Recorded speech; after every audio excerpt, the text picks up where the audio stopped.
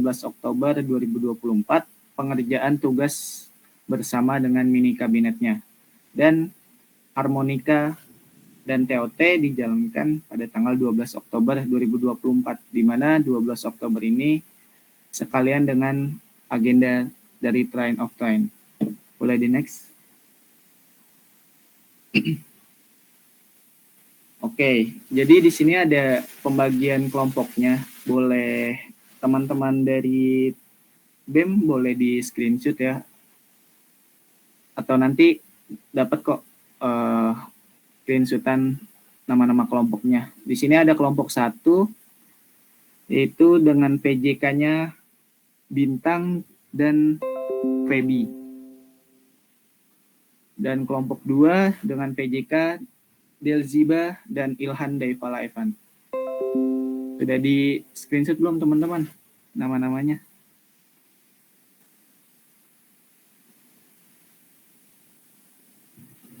Udah kali ya? Ya udah, boleh lanjut. Dan terakhir ada kelompok 3 dengan PJK Abdul dan Syakila. Di sini ada penanggung jawab kelompoknya. Oke. Berarti udah di screenshot semua ya. Boleh dilanjut, Randy. Oke, di sini ada syarat dan ketentuan tugas TOT atau Training of Train. Yaitu 1, seluruh anggota kelompok diwajibkan berkontribusi dalam pengerjaan tugas TOT untuk mendapatkan sertifikat, raport, dan emblem BEM progresif berkarya. Yang kedua, ada peran PJK, hanyalah untuk berdiskusi dan finalisasi tugas mini kabinet. Yang ketiga, setiap kelompok mini kabinet diwajibkan menentukan nama kabinet BEM PNJ 2024-2025 dan menentukan peran masing-masing anggota kelompok di sebuah kabinetnya. Yang keempat, dari masing-masing kelompok membuat grand design, struktur organisasi, core value, rancangan program kerja, dan agenda selama 1 periode, dibuat dalam bentuk PPT. Yang kelima, setiap kelompok diwajibkan membuat sebuah inovasi baru yang dibutuhkan oleh mahasiswa-mahasiswi PNJ. Dapat berupa proker, agenda, struktur organisasi, dan sebagainya. Yang keenam, setiap kelompok diberikan kebebasan membuat inovasi dengan kreativitasnya, diperbolehkan menghilangkan atau menambahkan rancangan BEM PNJ tanpa melanggar AD, ART, dan GBHK BEM PNJ. Yang terakhir, yang ketujuh, dilarang adanya persamaan yang mendetail antar kelompok. Boleh di next. Jadi di sini ada contoh tugasnya. Jadi ini kelompok X mini kabinet revolusi bersama. Nah, di sini ada ketua BEM, kepala, ada litbang, ada biro, ada pergerakan, samalah istilahnya. Terus di sini dengan visi revolusi bersama BEM menjadi garda terdepan restrukturisasi PNJ dan Indonesia.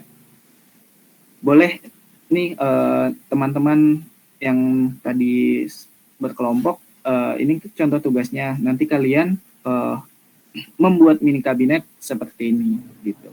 Nanti ada sesi tanya jawab kok. Boleh di next. Oke, yang terakhir ada grand design progresif berkarya. Boleh di scan atau di scan dulu boleh, biar sama-sama melihat grand design.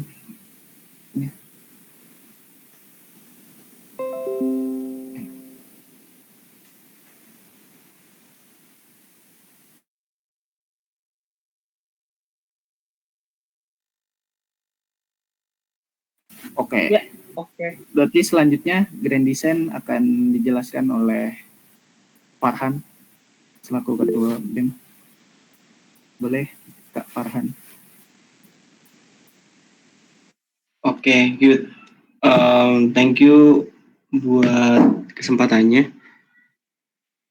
Oke guys, jadi thank you banget yang udah hadir di TOT ini.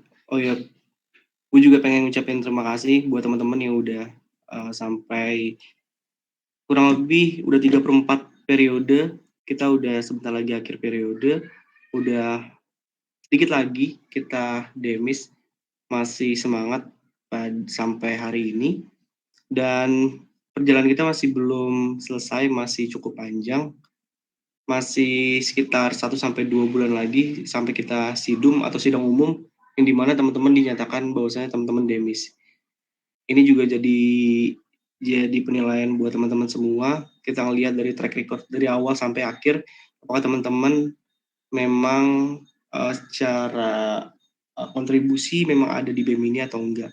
Walaupun teman-teman sebagai anggota BEM tertulis, tapi kalau misalnya memang teman-teman enggak aktif ataupun teman-teman enggak bisa memberikan kontribusi ke lembaga ini, juga kita nggak akan segan-segan buat mencoret nama teman-teman dari sertifikat BEM yang akan kita ajukan nanti ke WD3. Dan teman-teman juga nggak akan mendapat pelegalan dari kami gitu buat teman-teman sebagai anggota BEM. Kita melihat juga kontribusi teman-teman nanti di sini. Next, kita ngomong tentang grand design. Bahwasanya grand design ini adalah kapal yang akan kita bawa kemana nih untuk satu periode ke depan. Nah, ini sebagai landasan kita, sebagai landasan gua sama Abdul buat 1 tahun ke depan. Terus juga kalau misalnya teman-teman sadar, kita punya kepala badan, kepala bidang, kepala departemen, kita punya agenda proker, semuanya landasannya dari sini. Core value-nya semua dari sini. Terus juga visi misi semuanya ada di sini. Jadi nggak boleh ada yang melenceng dari grand design ini. Terus juga nggak boleh teman-teman ada nih yang misalnya departemennya ngebuat agenda atau proker yang nggak sesuai sama di grand design yang udah teman-teman buat. Nah, jadi tugas KBM dan Wakabem itu sebenarnya memang cukup krusial karena dia yang menentukan langkah awal, dia yang menentukan arah gerak satu periode ke depan. Cukup abstrak seperti ini nanti dijadikan lebih mengkerucutkan lagi nanti ke kepala departemen, kita turunkan ke kepala departemen, baru kepala departemen merubah grand design yang sudah kita punya menjadi ke sebuah agenda dan proker. Gitu. Boleh? Di next. Ya, ini nggak usah dibahas. Lanjut. Oke. Jadi kita sedikit cerita-cerita dulu, gue sama Abdul. Nanti Abdul boleh nambahin juga. Gue sama Abdul latar belakangnya bukan dari BEM ya, atau bukan dari pusat.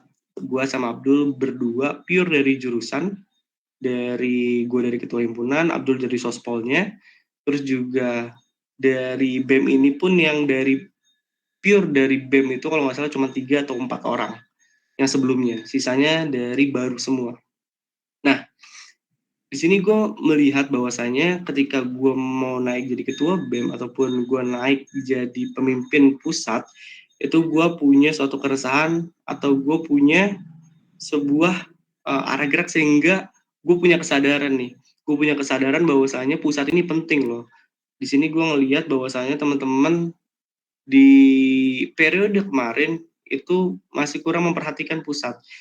Masih kurang banget kontribusinya terhadap pusat. Maka dari itu gue cukup sedih, gue cukup menyayangkan hal ini kenapa bisa terjadi. Makanya gue bertekad, gue juga dengan sukarela membantu. Gue tahu BEM kemarin bener-bener nggak ada duit sama sekali. Gue dikasih uang turunan pun kalau bisa dibilang nol gitu. Terus ada utang matras juga. Jadi gue tahu ketika gue naik jadi ketua BEM pun pasti banyak permasalahan yang terjadi. Itu baru permasalahan di internal BEM. Belum jadi permasalahan di eksternal, SDM-nya, SDM dari luar gitu. Memandang BEM seperti apa. Tapi dengan niat yang udah gue tanamkan, dengan semangat yang udah gue bangun, dengan pengalaman gue sebagai ketua himpunan, udah cukup menurut gue harus bisa membenahi pusat. Karena jadinya kalau misal gue cuma ngomong doang tanpa ada aksi, itu ya bullshit aja gitu. Makanya gue, kalau misal teman-teman lihat, kemarin ada Ilhan, ada Eki, Kahim, ada gue, ada Bintang, Kahim-kahim yang punya kesadaran memang ingin membenahi pusat secara utuh gitu. Itu dulu teman-teman yang harus dibangun, keresahan-keresahan itu dulu yang harus coba di teman-teman bangun dalam diri teman-teman sendiri, bahwasanya memandang BEM ini benar-benar sangat penting. Menurut gue sangat penting. Kenapa? Kalau misalnya teman-teman sadar BEM ini adalah muka dari institusi di luar. Himpunan nggak bakal dipandang teman-teman di luar, di eksternal gitu, nggak akan dipandang. Yang menjembatani pasti pusat. Yang dicari misalnya tentang kemarin wisuda, ya BEM. Kalau BEM yang nggak ada masanya sama aja gitu. Jadi ini yang perlu sama-sama kita pahamin dulu. Bahwasanya BEM ini cukup penting. Makanya kenapa gue bilang ini kok nggak ada orangnya ini gitu di BEM. Makanya gue di awal-awal itu kita sepakat bersama tim ses juga, Abdul dan lain-lain, ini BEM ini masih relevan atau enggak gitu. Ternyata kita juga udah berdiskusi perihal ini, ya BEM itu masih relevan gitu. Karena balik lagi tonggak dari eksekutif yang ada di kampus kita di PNJ ini, ya BEM PNJ. Kalau misalnya nggak ada BEM PNJ, susah menurut gue, susah banget gitu. Nah, ini yang harus coba dipahamin terlebih dahulu. Gue juga melandaskan dari itu, kenapa gue bisa nekat. Menurut gue cukup nekat sih. Gue tahu yang gue bakal hadapi itu jurang, tapi gue pure niat gue memang baik, niat gue pengen membenahi, walaupun banyak orang yang berusaha untuk menjegal gue, ya gue tetap dengan pendirian gue udah jadi ketua himpunan, nggak ada lagi yang masa gue turun gitu jadi leadban, kan nggak mungkin gitu. Gue naik jadi ketua BEM atau seenggaknya minimal jadi kadep di BEM gitu, atau naik seenggaknya di BEM buat kontribusi di pusat. Seharusnya itu yang ada di mindset dari teman-teman PNJ, seharusnya ya. Nah, makanya di awal kita, karena evaluasinya seperti itu, kita melihat wah calon ketua BEM-nya nggak ada nih. Gue juga nggak tahu kemarin tuh susah banget lah gitu. Nah sekarang juga gue juga nggak tahu ya, apakah kahim-kahim ataupun dari internal BEM sendiri sudah ada kemauan untuk naik jadi ketua BEM atau enggak. Gue juga masih ngawang-ngawang kalau dari internal juga. Nah ini, jadi sebenarnya bebas kalau grand design itu apa yang mau dibawa di awal-awal tuh bebas, tapi karena memang udah urgent banget, kayak BEM tuh udah nggak dibutuhkan banget, makanya gue tulis ini. Dan ketika kita forum sama BEM pun, ketua BEM yang tahun lalu pun setuju kalau misalnya BEM itu dibukukan gitu. Nah ini menurut gue juga agak sedikit hal yang konyol gitu. Kenapa bisa seorang KBEM menyuruh bahwasanya coba dibukukan dulu untuk mahasiswa PNJ itu sadar bahwasanya BEM PNJ itu penting. Menurut gue itu nggak perlu. Nah makanya udah sampai sekrusial itu, udah sampai sekritis itu IKM. Makanya gue tulis di awal nih, apakah BEM PNJ masih relevan gitu. Nah, boleh di next. Atau Abdul ada menambahin, Abdul? Ya, izin masuk, suara gue kedengeran nggak ya kira-kira? Aman Dul. Oke, sorry sebelumnya gue belum soundcheck, jadi kalau misalnya dengar suara-suara berisik juga sorry ya, karena gue juga kebetulan lagi di luar dan gue ada acara di prodi, ini kalau masih di jalan gue baru jadi sesuai judulnya nanti di slide sebelumnya belum set ini ya soal relevansi dan Aman Dul. Jadi teman-teman bisa melihat di slide sebelumnya dengan judul sebesar itu, apakah BPNJ masih relevan? Sebenarnya secara garis besar musuh sebenarnya itu buat sendiri ya pada saat itu, karena musuh dari luar atau apa ya istilahnya orang yang benar-benar menyerang. Tapi ini tuh ada di kita sebagai orang yang bakal dan musuh sama mahasiswa kita PNJ terutama.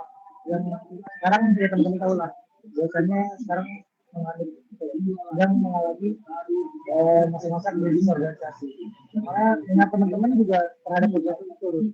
Yang salah satunya sebenarnya karena kurikulum kita udah kampus merdeka gitu. Jadi sebenarnya musuh nyata kita ya diri kita sendiri. pilihannya adalah kita mengorbankan waktu dan tenaga kita di organisasi atau mencari pengalaman lain lewat kampus Merdeka. Itu bisa ikut independen, bisa ikut magang. Tapi teman-teman itu semua pilihan. Itu ngambil duduknya.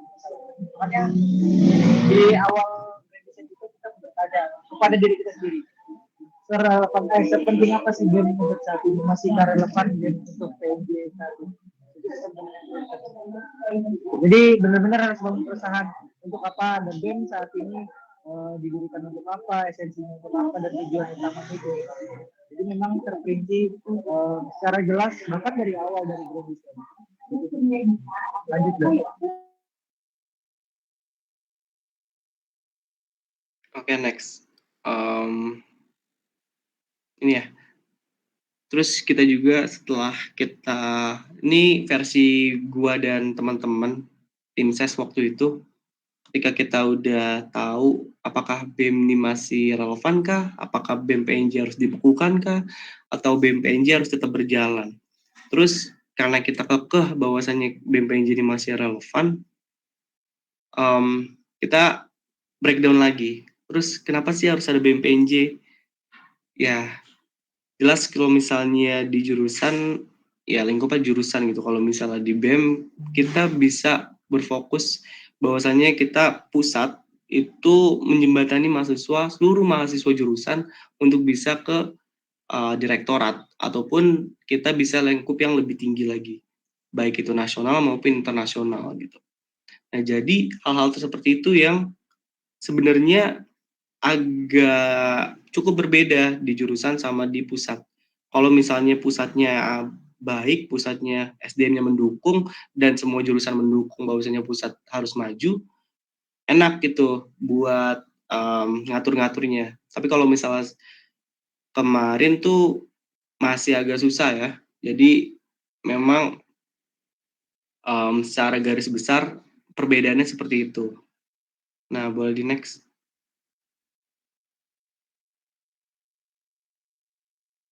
Nah, terus di kemarin pas gue lagi naik juga, tadi udah gue bilang bahwasannya kita udah susah banget buat nyari regenerasi di BEM PNJ. Tadi gue udah jelaskan bahwasannya calon KBEM pun bukan dari internal BEM. Dan dari internal BEM yang naik cuma dari internal BEM yang lanjut itu cuma 3 orang atau 4 orang. Ada, kalau nggak salah tuh ada si Zaza, terus si Wahyu, Irfan, sama Fauzia kalau nggak salah 4. Ada satu, enggak, ada PKM juga deh, ada Yuda kalau nggak salah, Yuda sama siapa satu lagi gue lupa. Nah, pokoknya ya cukup dikit banget waktu itu. Nah, itu tambah 3 tuh. Jadi cuman seperberapanya doang dari BEM, benar-benar sesusah itu kita mencari orang. Gue mencari orang, gue dari jurusan yang notabene gue cukup mudah waktu itu mencari SDM, karena di jurusan gue banyak ya mahasiswanya akuntansi, dan yang lanjut pun 80-90% gitu yang lanjut di HMJ waktu itu. Dengan perbedaan yang cukup signifikan, gue juga pusing banget waktu itu mencari regenerasi, tapi dengan niat, balik lagi ya, karena gue udah niat dan udah memberanikan diri juga untuk membenahi BEM PNJ ini, karena udah cukup resah banget gue sama Abdul gitu melihat pusat seperti ini. Makanya apapun rintangannya, apapun tantangannya, gue tetap jalanin, gue tetap lanjut lah, gue tabrak aja gitu apa aja rintangan yang ada gitu. Nah, terus juga kita juga harus bisa nge-breakdown sih. Nanti teman-teman lihat kerangka dari grand design gua dari mulai preambula sampai isi dan penutupnya. Nah, jadi ketika gua ngerancang ini tuh sebenarnya cuman kurang lebih 2 minggu ya. 2 minggu ngerancang ini, nggak cukup maksimal juga. Jadi kondisi yang gue tulis ini kondisi yang memang benar-benar ketika itu yang paling menonjol gitu loh. Nah, di sini gue tulisnya krisis regenerasi BEM PNJ, karena memang sampai sekarang menurut gue juga masih krisis gitu. Dengan gue menargetkan ketika itu ada 140 orang atau 130 lah buat ada di BEM, tapi nyatanya cuman nggak nyampe gitu, 88 awalnya. Nah, sebenarnya 90-an gitu, tapi ada yang kita tolakin lah beberapa.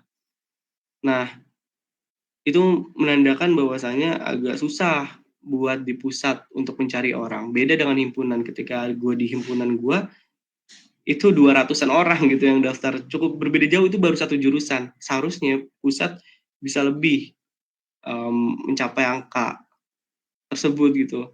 Itu yang sebenarnya cukup disayangkan. Gue nggak menyalahkan bahwasanya di kita kurang memandang pusat sebagai tombak pergerakan utama atau gimana, gue juga nggak paham gitu.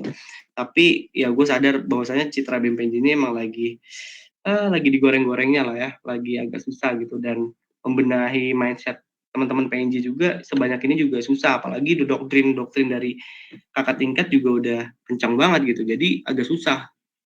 Cuman yang bisa menggerakkan itu kahim-kahimnya gitu, kahim-kahim dari setiap jurusan, apakah dia bisa memberitahukan bahwasanya kalau memang di pusat itu penting, bukan cuma di BEM aja teman-teman, tapi di MPM juga seharusnya itu yang didahulukan ya. Karena lihat aja kalau misalnya sekarang pusat kayak gini ya susah, jurusan lama-lama ngedorong pusat, tapi pusatnya nggak dibantu juga kan sama aja gitu. Nah itu, jadi krisis regenerasi ini sebenarnya udah dari 3 tahun yang lalu lah, dari zaman gua, dari zaman gua, semoga enggak lah ya nanti ya, dari sebelum gua, sebelumnya lagi, dan sebelumnya lagi, 3 tahun, cukup lah itu, menurut gua. Regen susah, cukup sampai di situ aja. Semoga di zaman kedepannya setelah gue ini udah mulai berpikir lah gitu, teman-teman dari PNJ ini. Ada tambahan gak, Dul?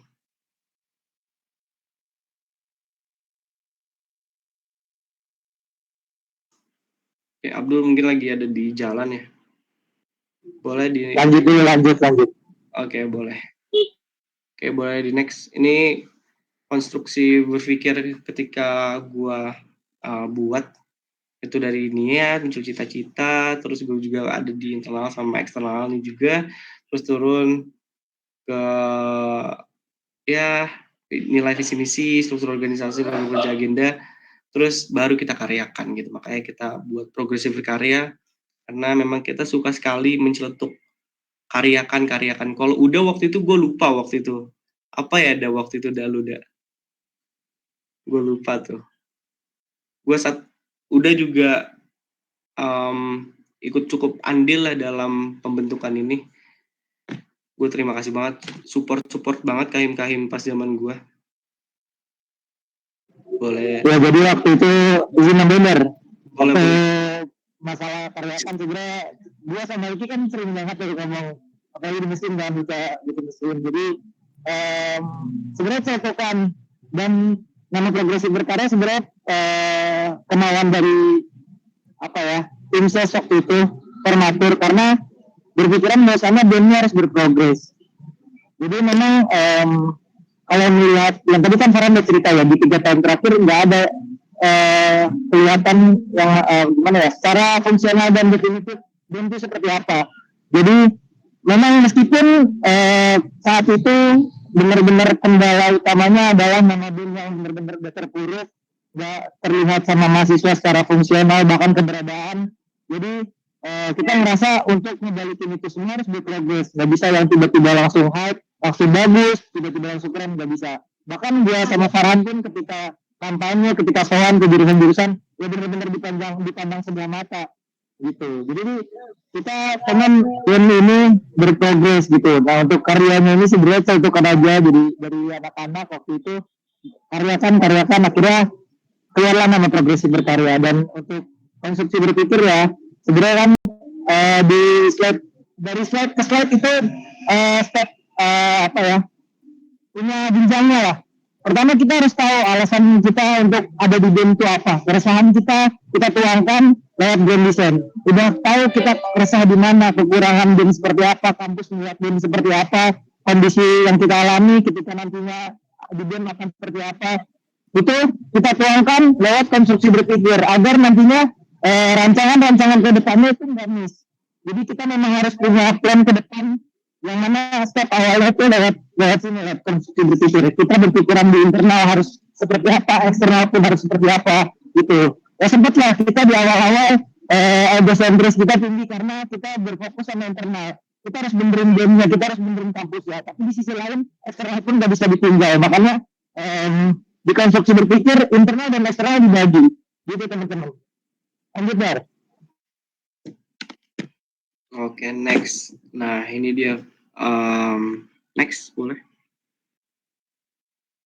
Nah, ini nilai yang menurut gua nggak sembarangan bisa dibawakan karena setelah kita mengetahui apa aja yang menjadi keresahan dari kita semua, setelah kita tahu apa aja yang mau kita bawakan di visi misi nanti, kita harus bawa nilainya dulu. Nah, nilai yang paling cocok, nilai yang paling ya kurang lebih bisa menggambarkan atau bisa merepresentasikan keresahan-keresahan yang udah kita alami apa aja gitu. Nah, dengan tadi krisis regenerasi, terus banyak lah pokoknya kita tuh soal dengan banyak banget keluhan-keluhan mahasiswa gitu. Nah, 3 ini yang kita dapatkan. Artinya kemarin, BEM kemarin itu agak kurang solutif dalam mencari ya mungkin dari inovasinya, terus juga dari permasalahan-permasalahan ada, kurang untuk solutif. Makanya kita bawakan untuk solutif. Nah, progresif berarti tahun kemarin tuh dari tahun sebelum gua berarti BEM PNJ kita anggap masih kurang progresif. Makanya kita membawakan progresif di punya gua. Nah, inklusif. Nah, di inklusif ini banyak ya. Kalau misalnya ya kita juga ngelihat bahwasanya banyak teman-teman kita, enggak banyak juga sih. Ada beberapa lah teman-teman dari PNJ ini yang kebutuhan khusus. Terus juga enggak berkebutuhan khusus juga tentang inklusif ini ya, tapi banyaklah semua harus dipandang sama gitu. Nah, kayak misalnya teman-teman yang UNBK nggak bisa masuk BMPNJ ya itu enggak gitu, tapi semua bisa mendapatkan hak yang sama gitu. Intinya gitu, mendapatkan hak yang sama. Tapi berbicara tentang inklusif bukan berarti tentang ada mahasiswa PNJ yang berkebutuhan khusus, enggak gitu. Yang penting kita nggak mandang suku, rasa dan agama gitu ya. Jadi semua sama. Boleh di next. Boleh izin nambahin dulu nggak? Oh, boleh. Dul. Oke. Terkait nilai ya. Teman-teman sebelum masuk ke visi dan misi, teman-teman harus tahu nih nilai apa yang akan dibawakan. Dituang lewat nilai-nilai dari keresahan di sebelumnya. Jadi kalau misalnya teman-teman tadi ngelihat 3 nilai yang kita bawain, itu ada solutif, ada inklusif, sama progresif. Mungkin progresif tadi udah gue singgung sedikit ya. Buat solutif, mungkin teman-teman sempat ada sedikit lah pertanyaan, kenapa solutif, kenapa nggak inovatif? Nah ini yang gue singgung sedikit soal egosentris tadi. Kenapa akhirnya kita berpikiran nggak inovatif gitu untuk menaruh nilai inovatif di sana, tapi kita memilih apa ya, satu kata solutif. Jadi sebenarnya alasan utamanya simpel, karena apa ya, BEM saat itu, BEM di periode sebelumnya itu sebenarnya secara agenda, secara program kerja, secara gagasan sebenarnya bagus, tapi eksekusinya yang kurang. Nah, untuk menanggulangi itu, kita berpikir biasanya inovasi yang terlalu bagus pun kalau misalnya memang eksekusinya nanti itu nggak sebaik ekspektasi kita, jadi nanti mahasiswa kecewa. Jadi ketimbang kita berinovasi, meskipun ya namanya progresif berkarya ya, orientasinya memang inovasi, cuma saat itu kita berpikiran sepertinya nama solusi atau solutif, kata solutifnya lebih apa ya, lebih kita butuhkan gitu untuk satu garda ke depan. Kemudian untuk inklusif tadi disinggung sama Farhan, bukan tentang status sosial, bukan tentang UMBK atau keberadaan kita satu sama lain, tapi pada saat itu bahkan gue sama Farhan pun ditekanin di FPT, kan yang FPT ini tuh dari bentar lalu ya. Di FPT tuh gue sama Farhan bahkan ditekanin untuk apa banyak nongkrong, untuk apa banyak main sama jurusan gitu. Yang mana pada apa ya istilahnya informasi, terus kan ide-ide juga banyak keluar di tongkrongan, meskipun banyak juga keluar di forum gitu kan, di forum formal. Tapi kita pengen ide-ide tuh nggak cuma di forum formal doang, nggak cuma di sekben doang kita dapat ide, tapi kita datang jemput bola untuk berdiskusi juga sama mahasiswa. Salah satunya ya inklusif ini. Kita nggak mandang dia bukan anak BEM, dia bukan anak HMJ, tapi kita semua sama rata, kita IKM PNJ.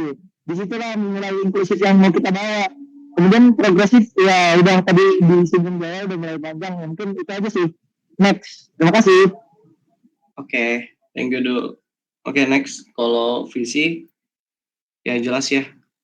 Tadi setelah kita bawakan nilai yang udah kita ambil dari keresahan-keresahan yang ada, terus kita tuangkan ke dalam visi. Makanya tadi udah gue bilang, nilai itu core value yang udah kita ambil itu nggak boleh benar-benar sembarang nilai yang asal-asalan kita nggak tahu dari mana.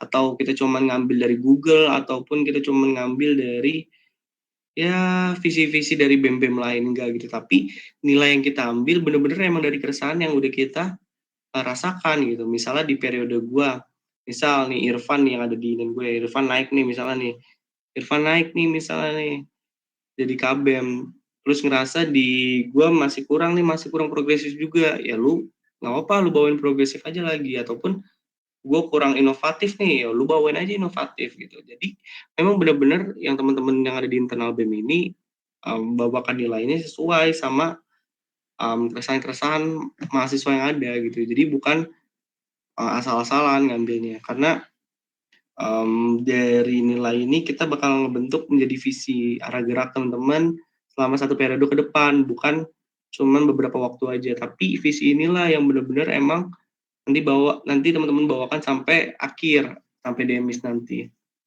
Akhirnya inilah kita bawakan visi ini, terwujudnya BEM PNJ progresif, terus ya demi terciptakan bermanfaatan bagi PNJ dan Indonesia gitu. Karena kita memang lingkupnya sudah nasional BEM ya, makanya kita akan Indonesia juga gitu. Gue punya mimpi sama Abdul yang udah besar gitu. Kita pengen berdampak gitu bagi masyarakat, tapi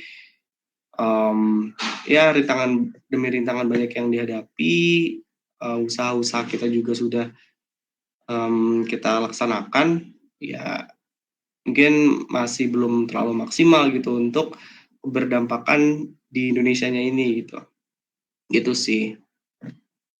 Jadi memang visi ini gue buat sebagai acuan gue sih, kalau misalnya emang gue mau berdampak gitu di luar masyarakat pada umumnya, terus juga ya terkhususnya pada PNJ gitu. Nah, tapi pada realitanya memang gue masih greget juga gitu, masih belum maksimal dengan yang gue miliki gitu, dengan ya mulai dari agenda-agenda gue, terus juga dari SDM gitu kan, itu kan mempengaruhi jalannya organisasi itu juga gitu.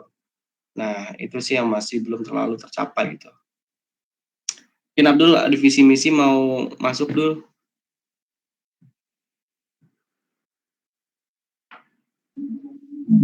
Lanjut aja, lanjut. Oke.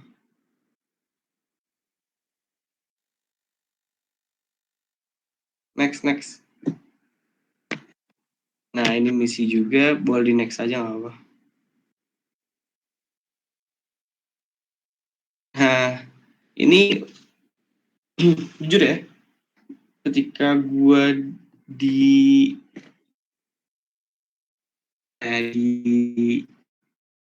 ambang pengen bawa isu apa, gue jujur waktu itu ini kita udah bener-bener mepet banget, jadi memang yang agak susah kita isu eksternal gitu.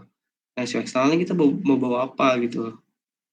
Nah, karena memang di gua itu memang lagi gencar-gencarnya di ekonomi, ya mungkin ya di resesi ini yang bisa gue bawa gitu. Nah, terus yang karena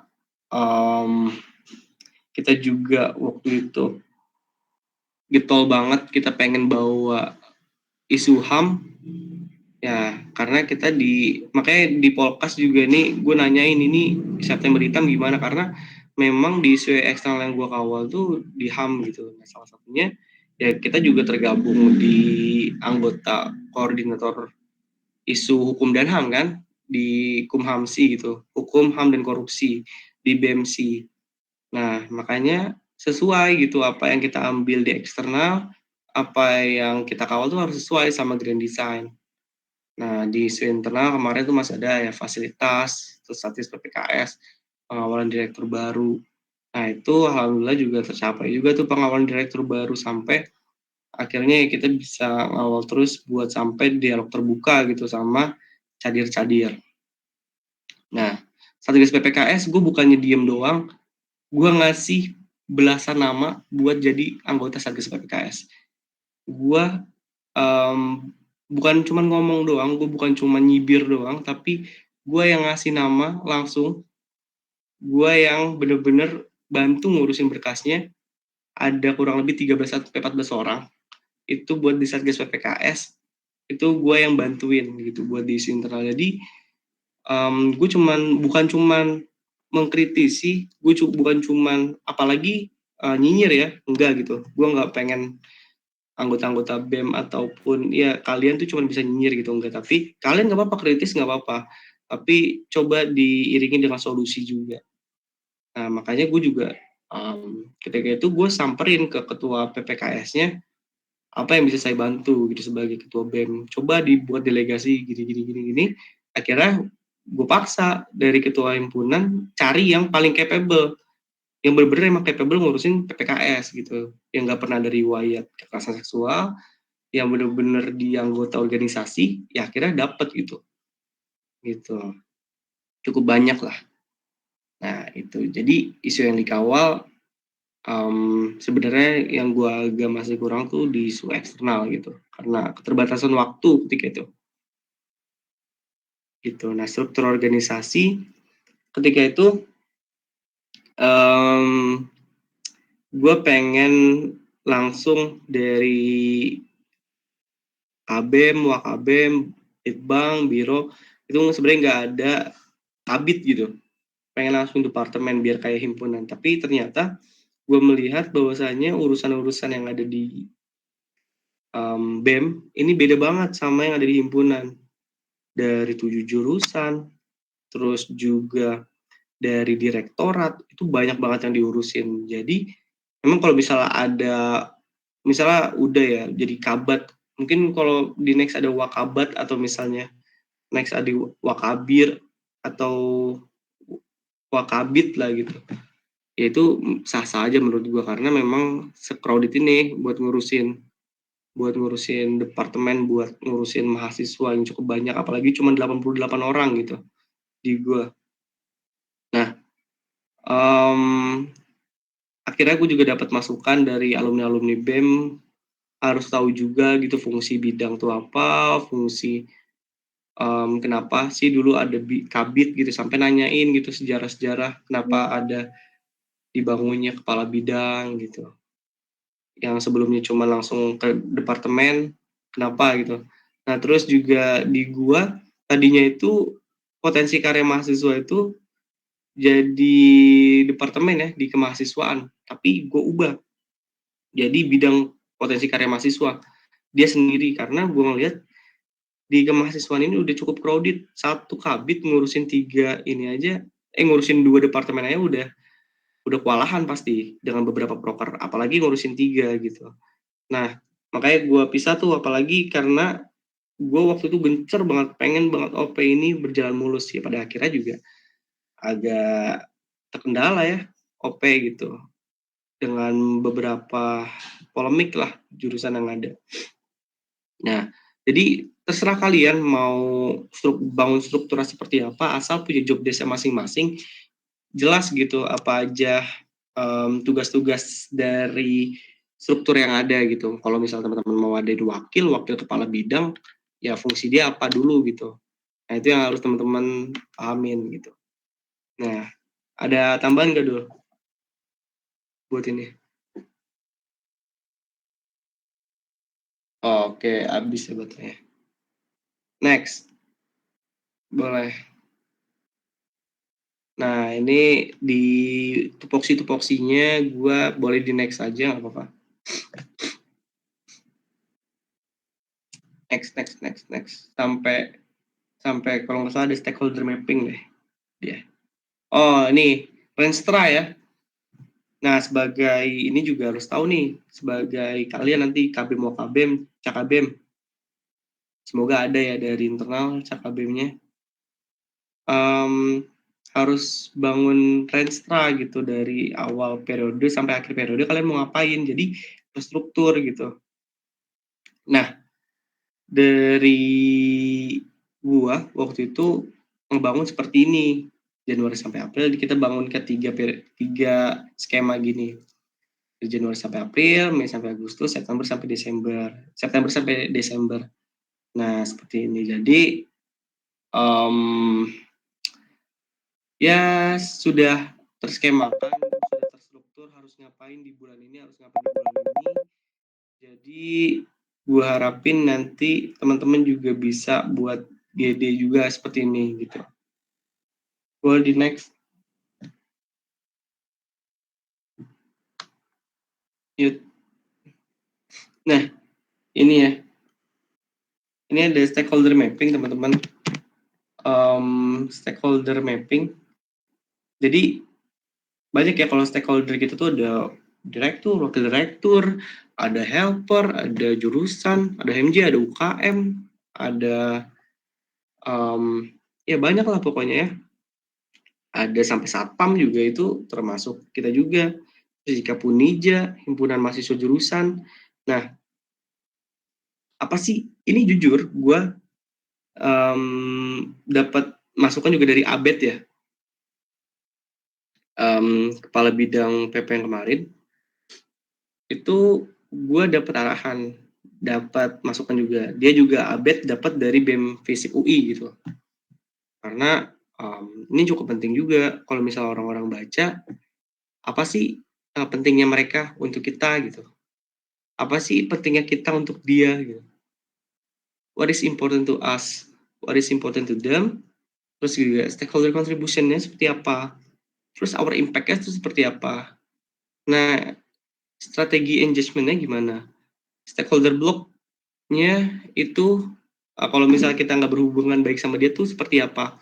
Nah, ini yang ngebuat bahwasanya, oh, gue penting loh buat Ika Punija, oh, Ika Punija penting loh buat gue, oh, UKM ternyata penting loh buat kita juga gitu. Untuk apa aja? Nah, disinilah teman-teman nulis semua gitu. Nah, banyak sih, sampai bahkan ke satpam, ke helper itu juga penting gitu. Nggak orang-orang petinggi kayak direktur, wakil direktur ya itu udah pasti penting ya. Nah gitu, jadi mereka yang baca, mereka yang bersangkutan kayak misalnya UKM, direktur ya mereka tahu kita tuh penting buat dia tuh penting buat kita. Terus apa sih kalau misalnya kita nggak berhubungan baik sama mereka, apa sih ininya dampaknya gitu. Nah semua di sini jualnya, waktu itu gue ngeh, oh iya ternyata jual strategi itu ada di sini gitu. Jual bahwasanya BEM itu bisa berkontribusi, bisa memberikan dampak juga ke mereka tuh lewat sini. Itu jadi ya karena keterbatasan waktu juga kemarin ketika itu cuman nggak terlalu banyak gue menuliskan, kita juga menuliskan, terus ya hasilnya seperti ini gitu. Tapi gue harapkan teman-teman kalau misalnya sekarang masih keburu banget buat ngerjain hal ini sampai bagus, dan teman-teman juga bisa nanya ke gue juga, gue feel free gitu buat nanya. Sampai sekarang pun gue kalau misalnya teman-teman chat pun selalu fast respon gitu, walaupun teman-teman yang staff ataupun BPH agak udah susah nih ya beberapa gitu, tapi ya nggak apa-apa lah gitu, pilihan orang. Gue nggak pernah memaksakan orang buat aktif juga, tapi gue berharap teman-teman setelah melihat ya di Grand Design gue, dari perjuangan gue dari nol banget ini, dibantu oleh teman-teman pengurus inti, dibantu sama tim ses, dibantu sama BPH, apalagi teman-teman staff. Gue bersyukur banget dengan 88 orang sebelumnya yang ada, gue udah bisa dibantu mewujudkan untuk membenarkan BEM yang lebih baik lagi. BEM yang benar-benar BEM sesuai dengan tupoksinya. Gue bersyukur banget punya teman-teman yang sekarang join ada 50 bersama gue, sama-sama masih peduli lah ya terhadap BEM gitu. Gue ngucapin terima kasih juga.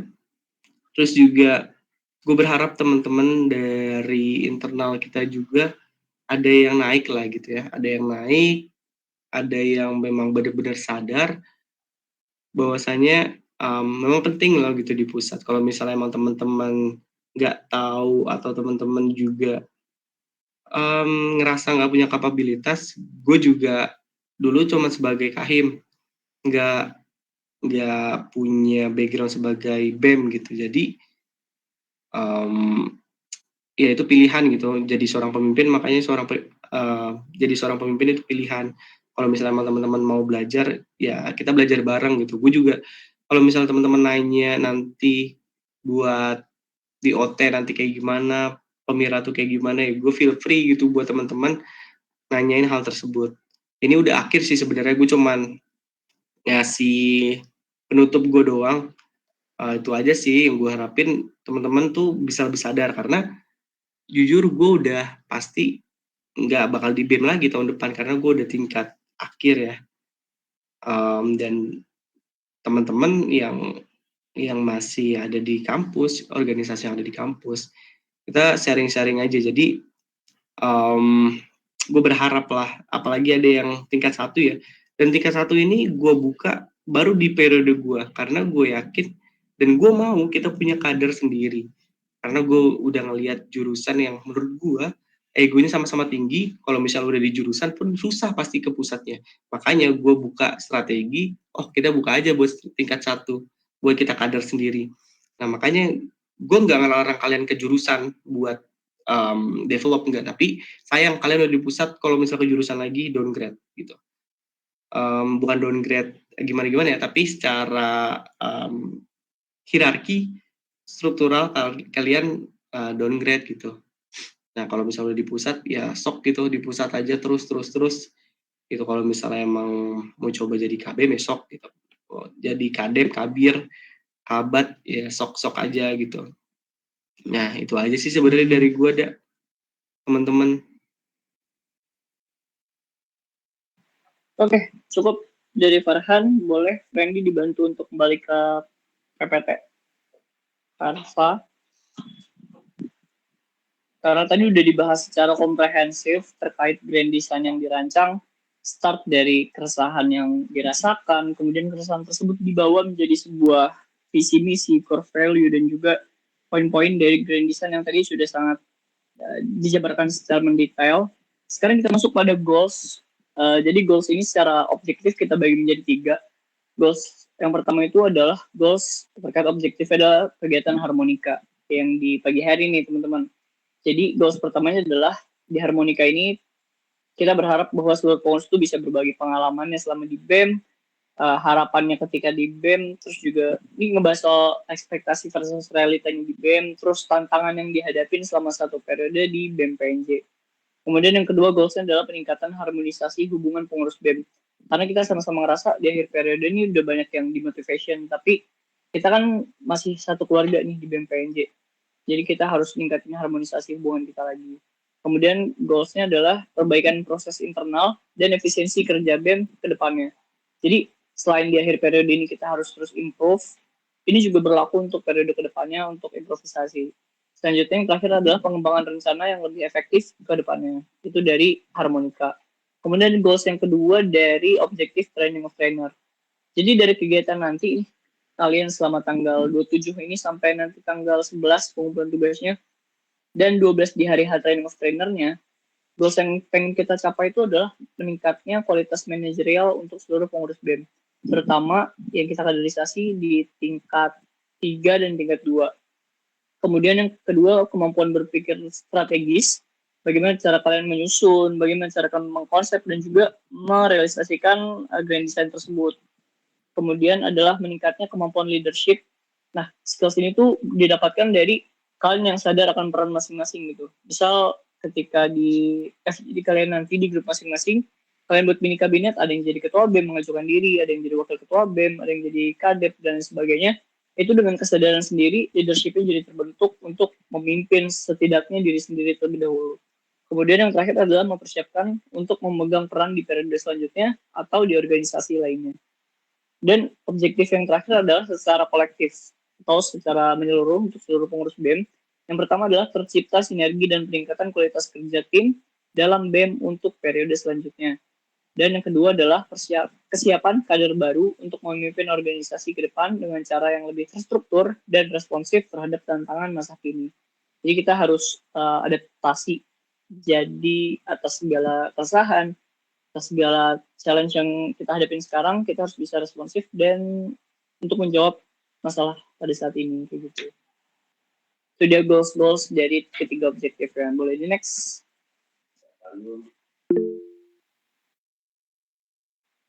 Next, friend, I have a quote for closing.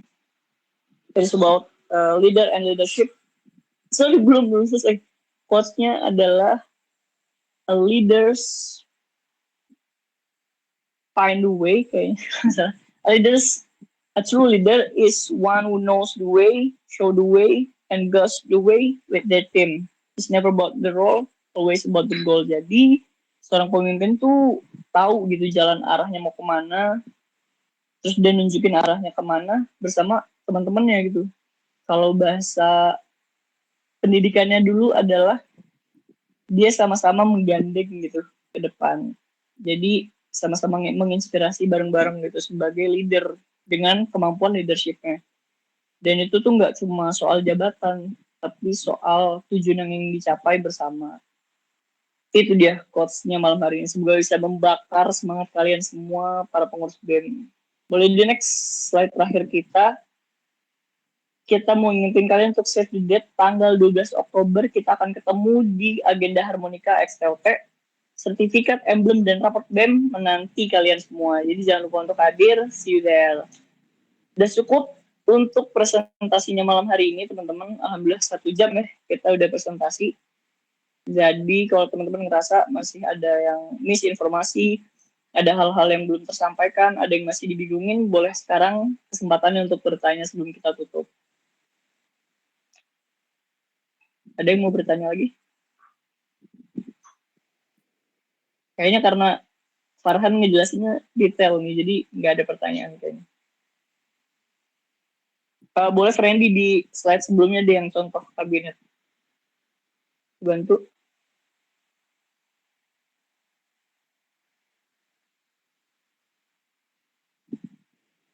Oke, ini dicontoh tugas training of trainernya. Nanti jadi dari per hari ini kita bikin grupnya nanti by proses ada inviting ke grup-grup. Nanti kalian dipandu sama penanggung kelompoknya masing-masing. Jadi kelompok 2 bukan saya, salah. Davanya tuh Damo, Kadep Sosma, bukan saya, salah. Terus ini contoh tugasnya di kelompok X ya kita sebutnya. Nama kabinetnya Kabinet Revolusi Bersama. Terus dia bikin strukturnya ada ketua BEM, ada wakil ketua BEM untuk eksternal, ada untuk internal. Nah ini kenapa beda nih Kak contohnya gitu. Gak apa-apa ini kita bisa explore seluas-luas mungkin sesuai sama apa yang pengen dicapai sebenarnya outputnya. Jadi harus jelas ada outcome untuk yang eksternal, ada outcome untuk yang internal. Nanti kalian juga harus sampein gitu. Nah itu tuh harus diambil perannya, nggak boleh kan kalian per grup ada 18 orang. Masing-masing orang ini harus punya peran masing-masing dan benar-benar ngebantuin si calon ketua BEM-nya untuk melakukan konseptor gitu. Terus ada lagi kepala badan penelitian pengembangan, kepala divisi satuan pengendali Ormawa, kepala divisi pengembangan SDM, admin sama, terus kepala bidang pergerakan dan pengabdian, ada kajian aksi strategis, ada sosial masyarakat. Terus kepala bidang komunikasi informasi ada konten kreator, hubungan masyarakat, desain komunikasi visual. Terus di bidang kemahasiswaan dia punya 3 departemen, seniorat, rohanian, advokasi dan PPKS, pendidikan dan karir. Sekali lagi ini contohnya supaya bisa nge-trigger kalian untuk bisa lebih berpikir kreatif, bisa lebih berpikir kritis dengan kondisi yang terjadi sekarang, kalian menjawabnya dengan sebuah solusi apa kayak gitu. Jadi di sini juga di Kabinet Revolusi Bersama dia nyiptain sebuah core value-nya revolusi sportif bermakna, terus program kerjanya BEM mengadakan kuliah umum, agendanya rapot BEM dan UKM kayak gitu. Itu juga nanti kalian jelasin secara mendetail seperti yang Farhan dan Abdul buat di grand design-nya progresif berkarya kayak gitu ya. Ada pertanyaan guys? Sebelum ditutup.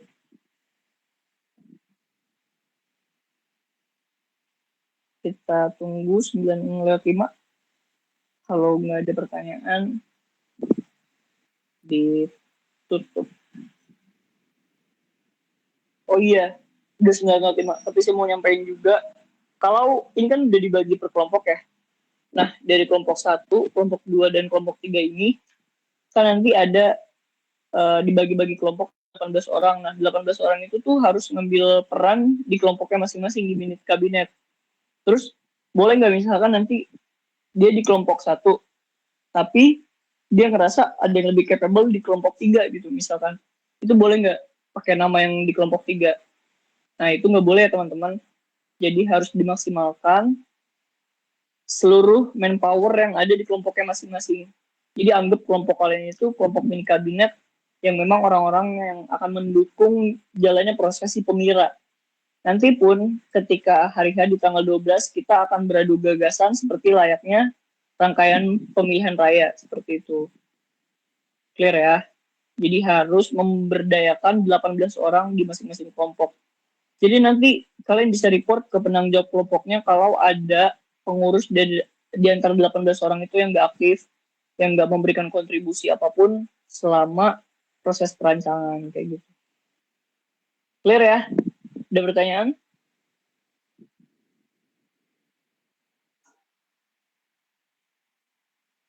Cukup berarti. Oke, karena sudah tidak, ada pertanyaan sorry dari Inaya. Boleh Inaya? Oke, sebelumnya maaf izin motong sama mau izin nanya udah. Tadi tuh berarti konsepnya tuh kayak company profile gitu kan yang dibuatnya terus dengan struktur yang kayak visi misinya sama yang sesuai dengan grand design yang tersebut, apa ada tambahan lain selain di luar grand design tersebut? Makasih. Oke, terima kasih Naya atas pertanyaannya. Ini jawab untuk konsepnya seperti company profile. Sebenarnya nggak semendetail company profile yang harus ngejual dan nge-branding gitu ya.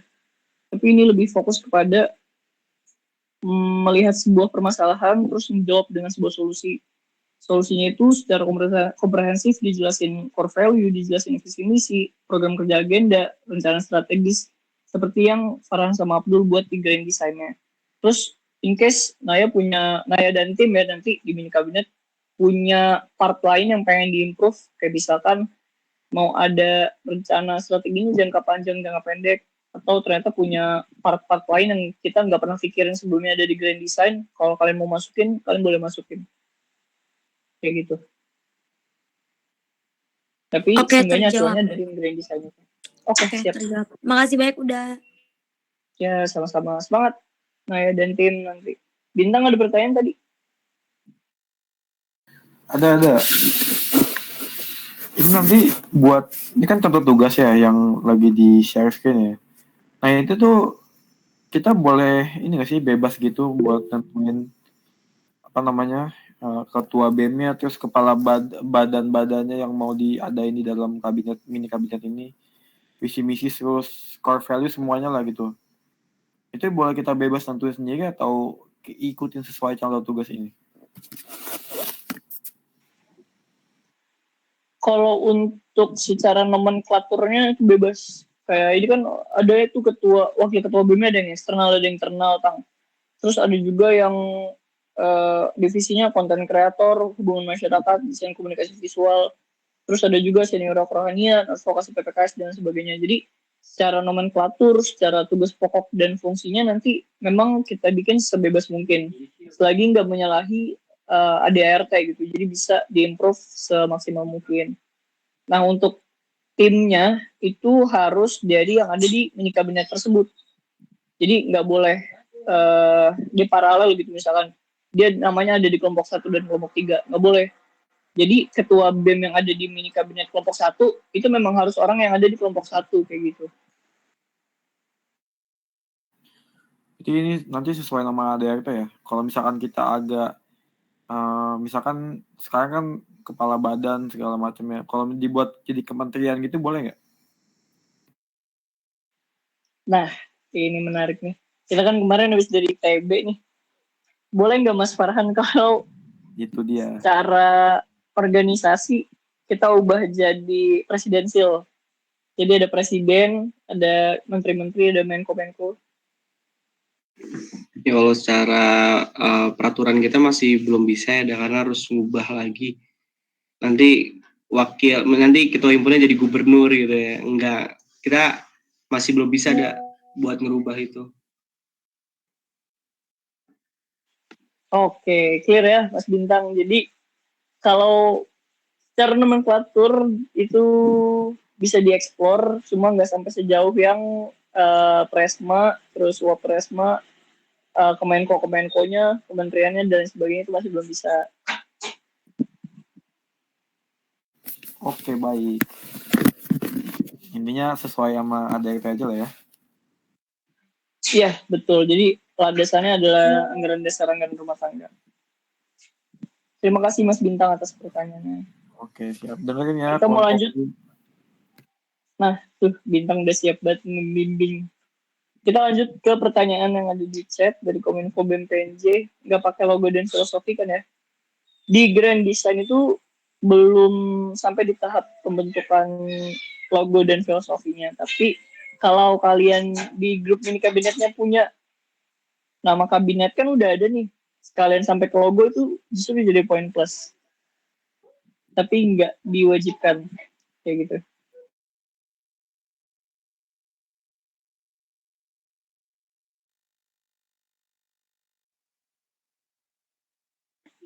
Oke, sama-sama. Terima kasih juga atas pertanyaannya.